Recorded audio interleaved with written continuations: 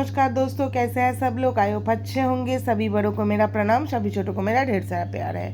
आज का जो वीडियो लेके आई हूँ मैं, वो मेरा इस 2023 का बजट का जो वीडियो है वही लेके आई हूँ। ये मेरा खुद का है। मैं किस तरह से अपना पूरा खर्च उठा के भी लोन का 30,000 हम पे करते हैं और सेव भी करते हैं ताकि अपने बच्चे का ट्रीटमेंट करा सकूँ, उसके बारे में बताने वाली हूँ। तो चलिए दोस्तों देख लेते हैं। तो मैं इसमें पूरा मेरा जो बजट है, मैं जिस तरह से पूरा मैनेज करती हूँ वही आप लोगों के साथ शेयर कर रही हूँ। तो मेरा हस्बैंड का जो सैलरी है वो इस साल 55,000 हो गया है। तो दोस्तों 55,000 है उसके अभी सैलरी। ठीक है दोस्तों, उसके तुरंत ही जो बैंक से अभी 5 तारीख को लोन कट होता है। तो उसमें लोन मेरा 30,000 कट हो जाता है। बैंक में ही ये रहता है, बैंक से ही कट होता है। तो इसलिए मेरा अगर 55,000 से 30,000 चला गया तो 25,000 मेरा रहता है। ठीक है दोस्तों, उसके बाद मैं जो करती हूँ, पहले सेव कर लेती हूँ 9,000। हम सबको कहते हैं कि दोस्तों पहले लोन चुका लीजिए फिर सेव कर सकते हैं हम, पर मैं सेव इसीलिए लोन से भी पहले करती हूँ ये बड़ा अमाउंट, क्योंकि हम बजट तो कम में भी कर सकते हैं, क्योंकि जिसका जैसा इनकम है वैसा ही गुजरना करना हो ऐसा नहीं है, कम में भी हम कर सकते हैं। तो इसलिए कम में करने की कोशिश करती हूँ। और जो बड़ा अमाउंट हम सेव करते हैं इसलिए क्योंकि मेरे बच्चे को बीमारी है मिर्गी का, तो उन्हें ट्रीटमेंट कराने के लिए हर 6 महीने में हम भेलोर जाते हैं CMC। तो उसका जो मेडिसिन होता है, इस बार का जैसे 26,000 का मेडिसिन आया था, तो मेडिसिन थोड़ा ज़्यादा महंगा हो जाता है। तो और जाना आना टिकट वगैरह जो भी होता है ट्रेन का, हम ट्रेन में ही ट्रैवल करते हैं। ट्रेन का टिकट, आने जाने की, वहाँ पे रहने की, होटल भाड़ा, खाना पीना, हम खाना वैसे तो खाना पीना बना के ही खाते हैं, फिर भी वहाँ का ट्रीटमेंट जैसे टेस्ट वगैरह हो, ट्रीटमेंट के लिए अपॉइंटमेंट लेना हो, सब कुछ मिला के मेरा 50,000 तक खर्चा हो ही जाता है। तो इसलिए मैं हर 9,000 करके सेव कर रही हूँ इस साल, ताकि मेरा 54,000 हो जाए। क्योंकि मेरा जो भी सेविंग्स वगैरह था वो सब अभी नहीं रहा, मेरे हस्बैंड का और मेरा खुद का जो भी था, और मैं अभी जॉब भी नहीं कर पा रही हूँ, तो मैंने इस तरह से सेव कर रही हूँ तो कि 54,000 में मेरा हर 6 महीने में अपने बच्चे का ट्रीटमेंट मैं आसानी से करा सकती हूँ। उसके बाद ये 25,000 से 9,000 माइनस हो गया, तो कम हो गया, तो 16,000 हो गया मेरा, 16,000। तो इससे मेरा जो होता है, पहले रूम रेंट मैं पे कर देती हूँ, क्योंकि मैं 2 BHK रूम में रहती हूँ। मेरा 2 बच्चे हैं और मेरे सास और हम दो, तो हमारा 6,500 में रूम रेंट होता है। कलकत्ता में हम रहते हैं, तो 6,500 हमारा रूम रेंट है। तो हम ये पहले दिन ही पे कर देते हैं, जब सैलरी आता है तभी बैंक से हम पे कर देते हैं। तो ये रहा मेरा, ये 16,000 से 6,500 माइनस हो गया, तो मेरा 9,500 रह गया। दोस्तों इस 9,500 से मैं अपना पूरा घर खर्च उठाती हूँ, तो इसको देख लीजिए। तो पहले वीडियो थोड़ा लंबा हो रहा है दोस्तों, पर सब कुछ बताने के लिए, तो इसके लिए सॉरी। तो इलेक्ट्रिक के लिए 800 रखती हूँ, क्योंकि दोस्तों मेरा खाना पकाती हूँ माइक्रोवेव नहीं, इंडक्शन ओवन से मैं खाना पकाती हूँ। तो इलेक्ट्रिक मेरा थोड़ा ज़्यादा जाता है। और फ्रिज भी है, ऐसे तो AC है, पर अभी तो विंटर है, अभी भी नहीं चलाते हैं, तो उतना इलेक्ट्रिक बिल नहीं आता है, पर 800 में आ जाता है, क्योंकि फ्रिज तो चलता है विंटर में भी। और दोस्तों मैं इंडक्शन ओवन से खाना पकाती हूँ। और क्योंकि दोस्तों इंडक्शन ओवन में मुझे लगता है कि गैस अभी बहुत महंगा है और इंडक्शन ओवन उससे कम में आता है। क्योंकि आप अगर मैं 2 टाइम का खाना पकाती हूँ, ऐसा तो रात को उतना ज़्यादा नहीं पकाती हूँ, क्योंकि रोटी खाते हैं हम रात में, तो रोटी हम रात में बनाते हैं वो गैस से ही बनाते हैं।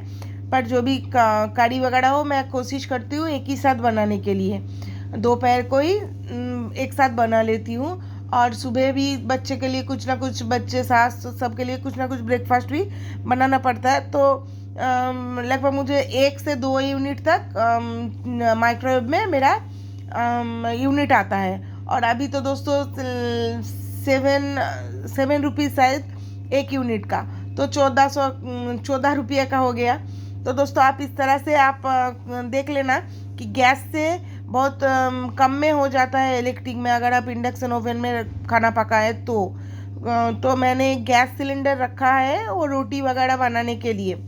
तो दोस्तों मेरा 800 रुपया में हो जाता है। स्कूल के लिए 1000 रुपीज़ रखा है। मेरा 2 बच्चे गवर्नमेंट स्कूल में ही पढ़ता है, फिर भी बड़े जो डॉटर है उसका हम छोटे का तो हम सारा कुछ हम खुद ही कर लेते हैं, पर बड़ा जो है उसका साइंस तो उसके पापा देख लेते हैं, पर आर्ट्स के लिए एक ट्यूशन देना पड़ा।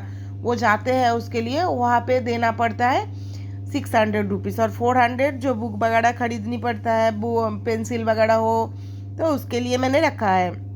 मेडिसिन के लिए 300 रखा है।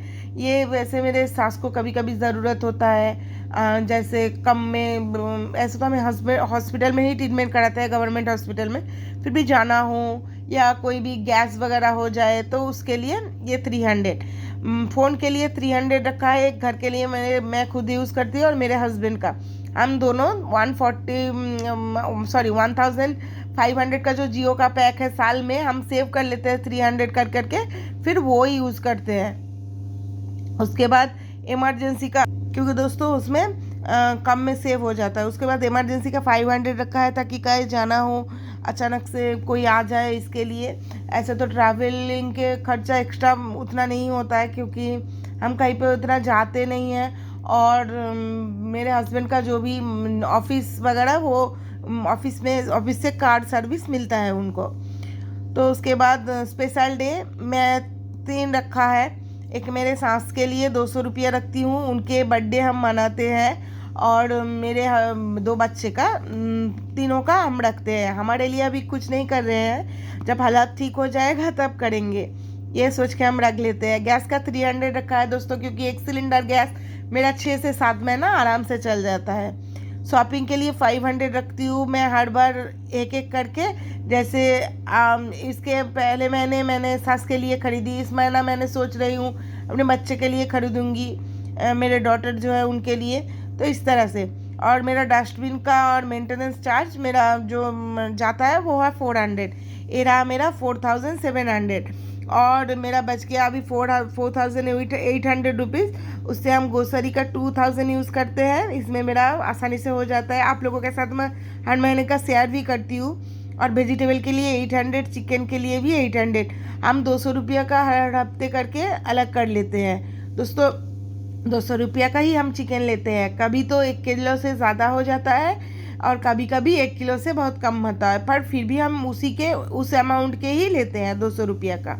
वेजिटेबल के लिए 200 रुपया और फिश के लिए 100 रुपया रखते हैं। कभी वेजिटेबल कम, इस टाइम विंटर में सीजनल सब्जी बहुत कम में मिलता है, तो हम क्या कर रहे हैं, अभी फ़िलहाल फिश वगैरह ज़्यादा खा रहे हैं, और इसलिए इसमें एडजस्ट हो रहा है। एग के लिए 500 रखा है, क्योंकि बच्चे और बुजुर्ग मेरे घर में हैं, तो प्रोटीन के लिए हम एग फेवर करते हैं। और मिल्क के लिए, ऐसे मेरे सास मिल्क नहीं खाते हैं, तो मेरे 2 बच्चे हैं, 10 रुपया वाला जो अमूल का पैकेट आता है, पैकेट मिल्क, हम वही लेते हैं। इसमें मेरा 2 बच्चे का हो जाता है।